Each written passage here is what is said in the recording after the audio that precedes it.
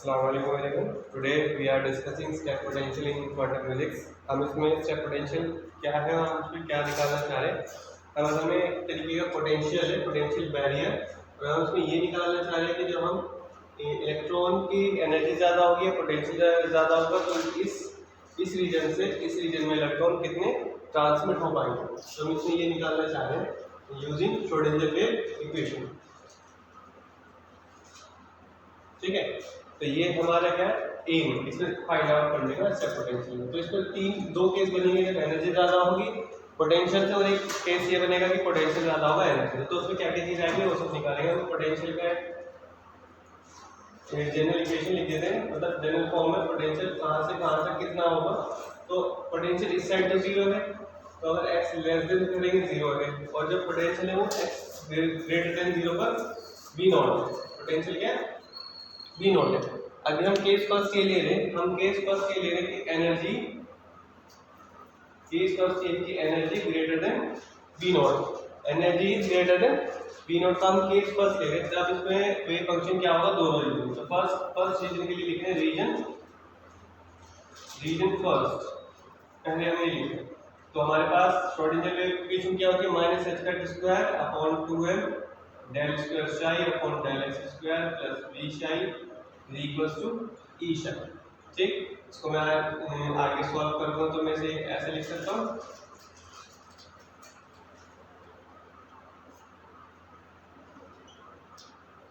ठीक है, अब इस रीजन की बात करें, अभी हमने यहाँ पर बता दिया कि कोई पोटेंशियल का जनरल फॉर्म में ऐसे लिख दिया है कि x लेस देन 0 पे पोटेंशियल हमारा क्या है, 0 है। तो रीजन फर्स्ट है, ये हमारा क्या है, रीजन फर्स्ट है, और ये हमारा रीजन सेकंड है। तो इसमें भी क्या है, 0, तो हमारी इक्वेशन अब क्या बन जाएगी, del square psi over del x square equals to minus 2m h का स्क्वायर ई शाई। अब इस वाले टर्म को क्या मान लेंगे, k टर्म मान लेंगे, k कांस्टेंट, क्योंकि यहाँ पर मास भी कांस्टेंट है इलेक्ट्रॉन का और एनर्जी भी हमने कांस्टेंट कर रखी है, और h का क्या होता है, h ओवर 2 तो हमने यहाँ पर 2m ओवर h का स्क्वायर को k स्क्वायर कंसीडर कर लिया। तो अब इस इक्वेशन में जब हम लोग करेंगे del square psi over del x square, ये क्या हो जाएगा, माइनस k स्क्वायर शाई। और ये डिफरेंशियल इक्वेशन, इसका सॉल्यूशन क्या आता है, शाई x के टर्म में कि a e की power iota kx plus b e की पावर माइनस आयोटा kx। तो हमारा फर्स्ट रीजन का हमारा ये सॉल्यूशन आ गया कि इसका वेव फंक्शन का, इस पार्टिकल का इस फर्स्ट रीजन में वेव फंक्शन ये होगा। सिमिलरली हम क्या करेंगे, अब सेकंड रीजन में निकालेंगे। सेकंड रीजन में क्या आएगा, रीजन सेकंड की बात कर रहे हैं हम, रीजन सेकंड की बात करेंगे तो हमें सबसे पहली बात ये याद रखनी है, यहाँ पर पोटेंशियल क्या आ जाएगा, वी नॉट, क्या आ जाएगा, वी नॉट। तो जब हम इसके लिए फिर से श्रोडिंगर इक्वेशन लिखेंगे इस वाले के लिए, तो क्या होगा, माइनस एच का square upon 2m del square psi over del x square plus b psi equal to E psi. इसे फिर से सॉल्व करेंगे तो इसे ऐसे लिख सकते हैं हम,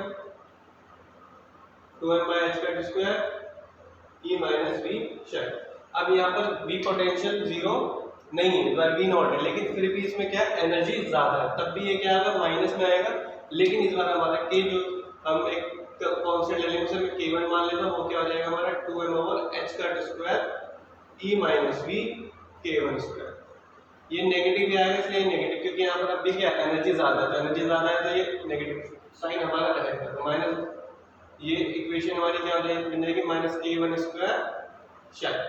अब इसका सॉल्यूशन फिर से लिख देंगे तो क्या आ जाएगा, इसे मैं शाई 2 कर देता हूँ, ये सेकंड रीजन के लिए था, और इसे शाई 1 कर देते हैं, ये फर्स्ट रीजन के लिए था। तो शाई 2 का आ जाएगा c की power iota k1x plus d की पावर माइनस आयोटा k1x। ये हमारा सॉल्यूशन आ गया इस वाले रीजन के लिए। अब इसमें एक चीज ये देखने की है कि यहाँ पर जब हम पार्टिकल इंसिडेंट करा रहे थे, ये इंसिडेंट पार्टिकल था, यहाँ पर क्या था इंसिडेंट, और यहाँ पर ये क्या वापस जाएगा रिफ्लेक्टेड, और इधर क्या आएगा ट्रांसमिटेड, ट्रांसमिशन जो होगा। लेकिन आगे कोई बैरियर नहीं है, तो ये वाला पोर्शन क्या रहेगा हमारा, 0, क्योंकि ये रिफ्लेक्टेड वाला नहीं होगा, क्योंकि यहाँ पे हमें रिफ्लेक्टेड समझ में आ रहा है कि अगर ये इंसिडेंट है तो ये रिफ्लेक्टेड हो गया, और अगर ये ट्रांसमिटेड है तो रिफ्लेक्शन अब नहीं आएगा, तो इसमें सिर्फ सी वाला पार्ट रहेगा। तो हमारा टोटल वेव फंक्शन आ गया इस फर्स्ट केस के लिए हमारा टोटल वेव फंक्शन क्या हो गया, ए ई की पावर आयोटा के एक्स प्लस बी ई की पावर माइनस आयोटा के एक्स और सी ई की पावर आयोटा के वन एक्स। ये एक्स लेस देन 0 के लिए आ गया और ये एक्स ग्रेटर देन 0 के लिए आ गया। तो अभी तक सिर्फ हमने क्या निकाला, अपना वेव फंक्शन निकाल लिया in step potential using Schrodinger wave equation, दोनों रीजन में निकाल लिया। अब हमारे पास क्या होता है, वेव फंक्शन कंटिन्यूअस है तो डिफरेंशिएबल भी होगा और उसमें क्या लगाएंगे, बाउंड्री कंडीशन लगाएंगे। तो अब हम इसमें पहले क्या लगा लेते हैं, बाउंड्री कंडीशन। जितना समझ में आया, आई होप इतना समझ में आया, तो हम बाउंड्री कंडीशन लगाएंगे इसमें। तो हमें भी अपना टोटल वेव फंक्शन याद रखना है कि क्या है।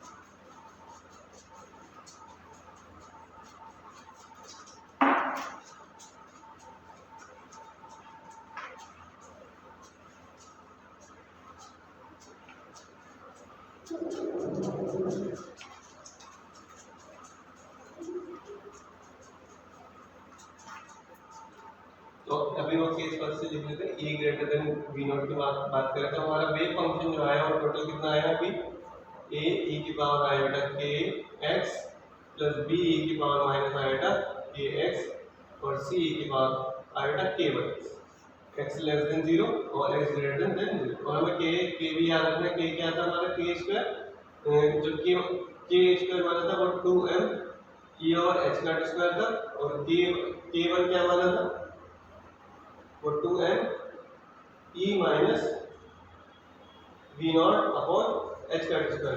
ठीक है, अब हम क्या करेंगे, इसमें बाउंड्री कंडीशन लगाएंगे। क्या लगाएंगे, बाउंड्री कंडीशन लगाएंगे कि इसकी बाउंड्री कंडीशन में टोटल कितना आएगा और रिफ्लेक्शन कितना होगा और इंसिडेंट कितना होगा। तो हम उससे ये फाइंड आउट करेंगे। तो हम क्या लगाते हैं यहाँ पर, बाउंड्री कंडीशन। बाउंड्री कंडीशन क्या है कि ये रीजन कहाँ पर दोनों इक्वल हो रहे हैं, तो x इक्वल्स टू 0 पे at x equals to 0 put करेंगे। तो जब मैं इसमें पुट करूंगा e की पावर 0 हो जाएगा, यहाँ पे b की पावर 0, किसी की पावर 0 होगी तो 1 हो जाएगा, यानी a इधर बचेगा प्लस b, इधर क्या बचेगा a और इधर प्लस b और इधर क्या बचेगा इक्वल टू c।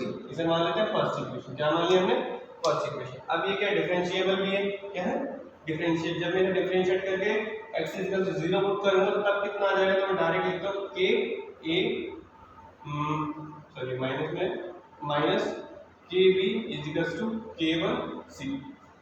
बाकी एक्सपोनेंशियल वाले टर्म कहां गया, एक्सपोनेंशियल वाले टर्म में मैंने 0 पुट कर दिया, तो मैंने यहाँ पे k कॉमन ले लिया, यहाँ बचा a माइनस b, यहाँ बचा k1c। इसको मैं और सॉल्व कर लूँ तो मैं ऐसे लिख सकता हूँ a minus b equal to k1 by k c। अब ये दो इक्वेशन है, दो इक्वेशन को एलिमिनेशन रूल से सॉल्व करके हम क्या निकाल सकते हैं, a और b की वैल्यू। तो यहाँ से जब मैं फाइंड करूंगा इन दोनों इक्वेशन को क्या करता हूँ, add equation first and second. तो मेरे पास क्या आ जाएगा, 2a is equal to c plus k1 upon k c। यहाँ हो गया 2a is equal to c common लेके k plus k1 upon k, a equal to कितना हो गया 1/2k c k plus k1।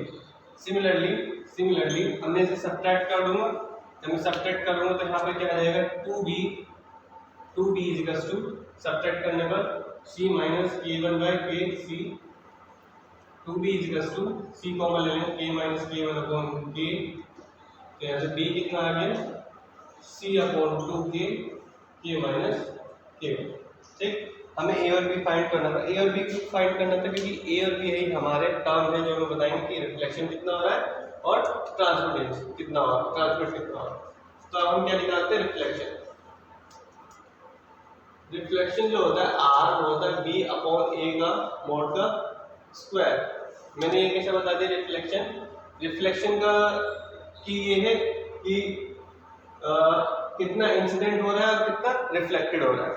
ठीक है, एक तो हम यहाँ पर रिफ्लेक्शन सी में बी की वैल्यू आ गई और यहाँ से बी की वैल्यू भी निकाल सकते हैं। तो यहाँ से रिफ्लेक्शन जो होता है वो होता है बी अपॉन ए मॉड का स्क्वायर। तो जब हम इसे यहाँ पर एक पुट करेंगे v बाय CO1 2 के कैंसिल हो जाएगा, तो हमारे पास क्या बचेगा minus K1 upon K plus K1 का होल स्क्वायर। ये हमारा क्या आ गया रिफ्लेक्शन कोएफिशिएंट आ गया। ऐसे हम ट्रांसमिशन निकाल सकते हैं, वो क्या होता है C बाय A का होल स्क्वायर। जब सॉल्व करेंगे तो हमारे पास आएगा 4K K1 upon K plus K1 का होल स्क्वायर। ठीक, तो ये फाइनली हमें ये निकाल देता है कि रिफ्लेक्शन कितना और ट्रांसमिशन। याद रखना कि हमेशा रिफ्लेक्शन प्लस ट्रांसमिशन वो इक्वल्स टू कितना हो जाएगा 1 आ जाएगा। कितना आ जाएगा 1। जब हम इसका ग्राफ बनाएंगे इस वाले का,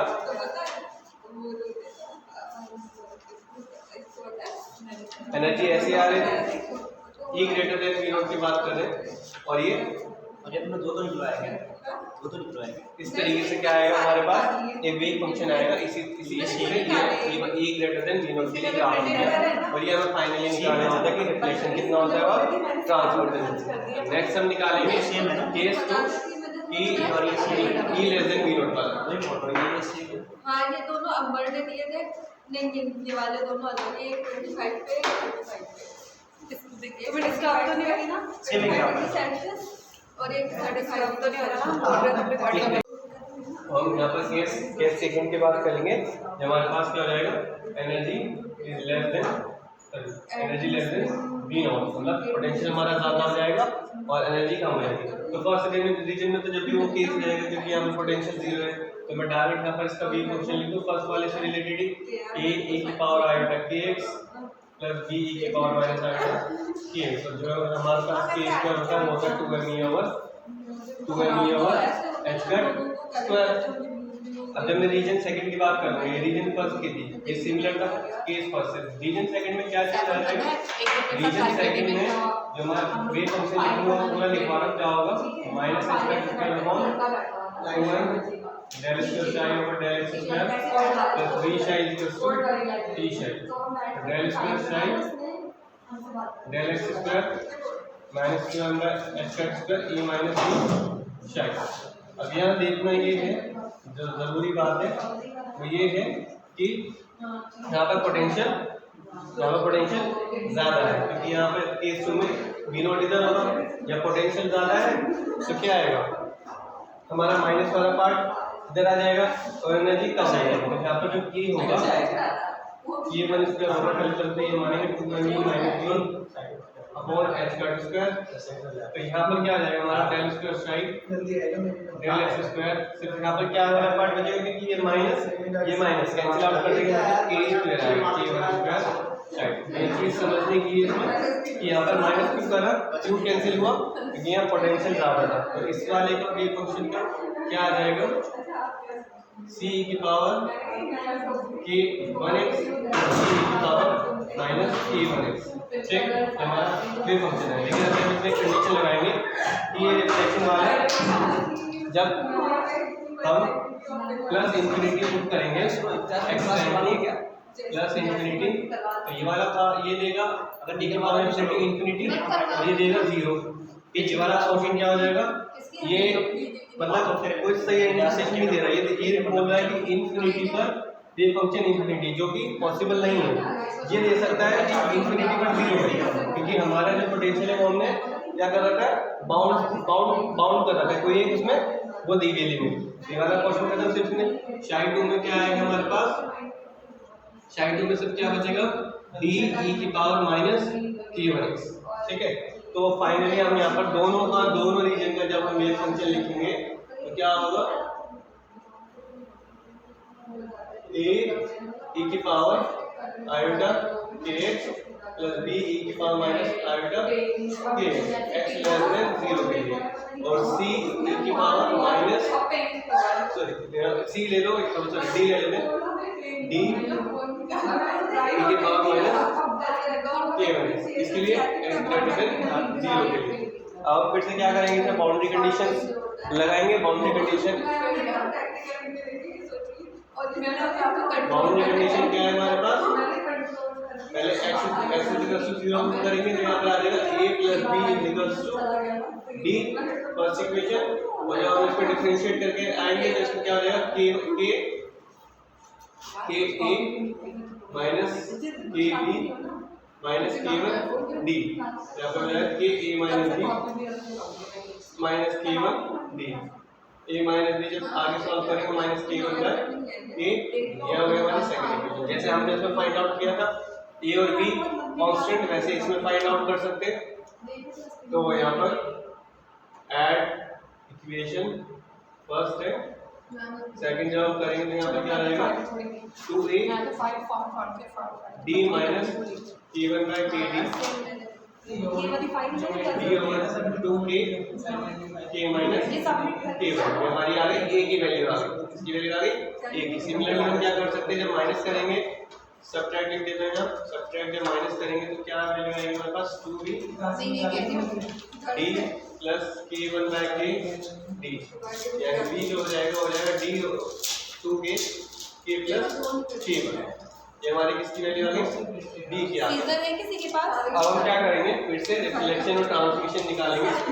रिफ्लेक्शन क्या होता है b ओवर a मॉड का स्क्वायर, तो यहाँ पर भी हमारे क्या आ जाएगा, जब हम डिवाइड करेंगे d और 2 के क्या बचेगा k माइनस k1 का whole square upon k plus k1 का होल स्क्वायर। और जब इसमें ट्रांसमिशन निकालेंगे, ट्रांसमिशन जब निकालेंगे डी बाई ए करके तो क्या आएगा 0। क्यों 0 आएगा इसमें, क्वेश्चन ये है क्योंकि इसमें पोटेंशियल क्या होती है ज़्यादा, मतलब क्या हमारी हाइट जो है पोटेंशियल क्यों ज़्यादा हो गई और एनर्जी कम हो गई, तो इलेक्ट्रॉन पार्टिकल को इस वाले उसमें नहीं आ पाएगा, तो इसलिए यहाँ पर ट्रांसमिशन 0, यहाँ पर सिर्फ क्या आएगा रिफ्लेक्शन आएगा। तो जब हम इसका ग्राफ बनाएंगे, वो ग्राफ एक बार देख लेते हैं कैसा बनेगा। साइड में जाते हैं, ग्राफ कैसा बनेगा हमारे पास, किसके इसके लिए एनर्जी लेते हैं बी नॉट के, हमारा पार्टिकल जब इस पे इंसिडेंट किया, इंसिडेंट पार्टिकल, तो यहाँ पर क्या आ जाएगा, ये टनलिंग इफेक्ट आ जाएगा। क्या होगा, टनलिंग इफेक्ट आ जाएगा कि इलेक्ट्रॉन जिस तरीके से ये कौन सी में बना रहा है, जो पहले वाले केस में बना रहा है, एनर्जी क्या होती है बी नॉट से ज़्यादा। तो इसका पोटेंशियल में बस इतना ही था। आई होप आपको समझ में आया होगा। अल्लाह हाफिज़।